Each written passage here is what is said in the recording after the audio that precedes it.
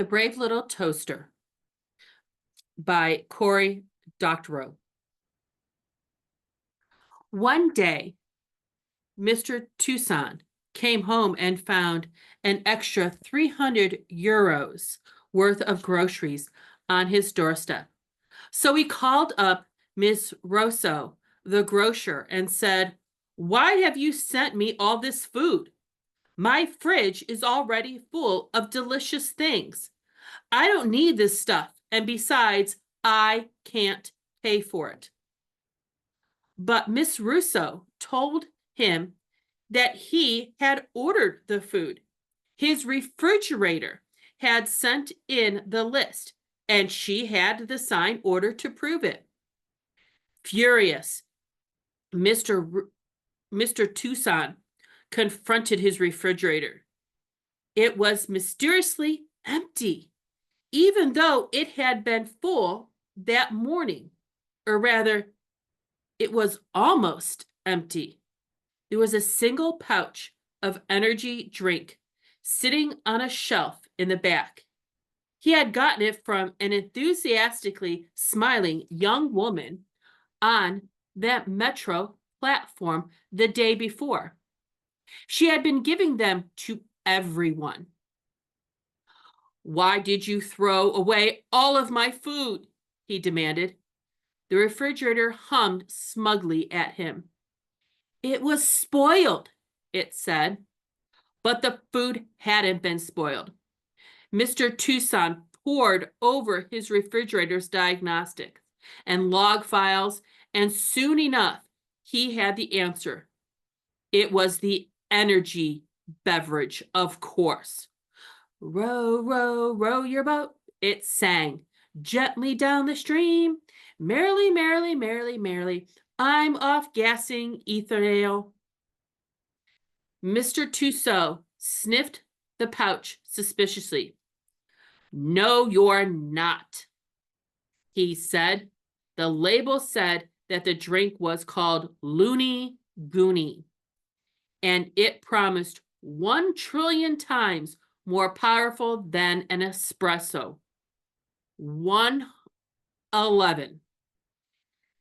Mr. Toussaint began to suspect that the pouch was some kind of stupid Internet of Things prank. He hated those. He clutched the pouch and he chucked the pouch in the rubbish can and put his new groceries away. The next day, Mr. Toussaint came home and discovered the overflowing rubbish was still sitting in its little bag under the sink. The can had not cycled it through the trap door to the chute and ran to the big collection point at ground level, 104 stories below. "Why haven't you emptied yourself?" he demanded. The trash can told him that toxic substance had to be manually sorted. What toxic substance? So he took out everything in the bin, one piece at a time. You've probably guessed what the trouble was. Excuse me if I'm chattering. I do not mean to nattery, but I'm Mercury Battery. Looney Goonies' singing voice really got to Mr. Toussaint's nerves. "No, you're not," Mr. Toussaint said. Mr. Toussaint tried the microwave. Even the cleverest squeegee pouches couldn't survive a good nuking. But the microwave wouldn't switch on. "I'm not drink, and I'm no meal," Looney Goonie sang. "I'm a ferocious lump of steel." The dishwasher wouldn't wash it.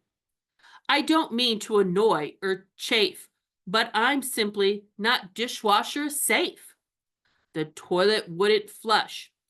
"I don't belong in the bog, because down there I'm sure to clog." the window wouldn't retract their safety screens to let it drop. But that wasn't much of a surprise. I hate you, Mr. Tucson said to Looney Gooney, and he stuck it in his coat pocket. He'd throw it out in a trash can on the way to work. They arrested Mr. Tucson at the 678th Street station. They were waiting for him on the platform, and they cuffed him just as soon as he stepped off the train. The entire station had been evacuated, and the police wore full biohazard contaminate gear. They'd even shrink-wrapped their machine guns. You better wear a breather, and you'd better wear a hat.